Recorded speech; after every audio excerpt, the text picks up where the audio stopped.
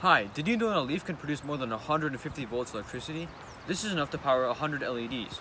My name is Shiv, and today I'll be talking about my innovation, the chlorophyll-powered solar cell. So let's get right into it. It may seem like solar panels have been perfected and they don't need to be improved or upgraded, but I think there's another way. While solar panels are one of the best sources of clean energy, there is also another way of generating electricity rather than using silicon semiconductors. The biggest problem with silicon is that the purifying process is so expensive, it significantly increases the price. The purer the silicon, the more efficient the panel is. So that's why efficient panels cost so much. This problem is not very big in countries like North America, but in third world countries, the price is the sole factor of why people don't install the panels. Another very big problem is that the solar panels are very prone to microcracks, which can result in the disconnection of cell parts and the loss of electrical power.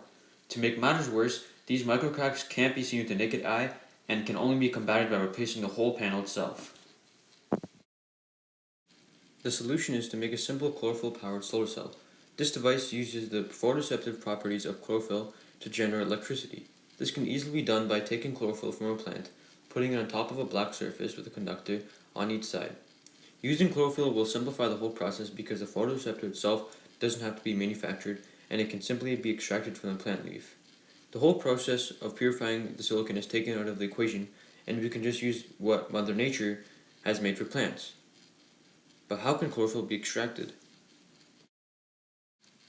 This is a cross-section of a leaf. As you can see, the palisade mesophyll is the part of the leaf that has the most chloroplasts, which can contain chlorophyll. To take the chlorophyll out of the leaf, you heat up the leaf in boiling water for 2 minutes, and then put it into alcohol for 30 minutes to an hour. This method produces a more pure chlorophyll mixture. The second method is to take plant leaves and mix them up with water and grind it up. Both of these methods will yield chlorophyll solution at the end, which can then be put onto the panel.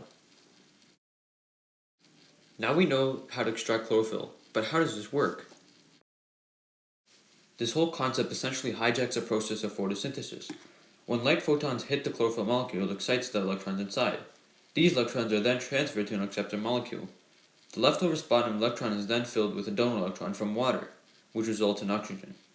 Once it goes to the electron acceptor, it will put a positive charge on the molecule left and a negative charge on the acceptor. This is called photoinduced charge separation. Normally this electron would go to the carbon, but when a viable conductor such as copper is placed near the electrons, they will instead transfer to the metal because they are willing to receive and or give away electrons.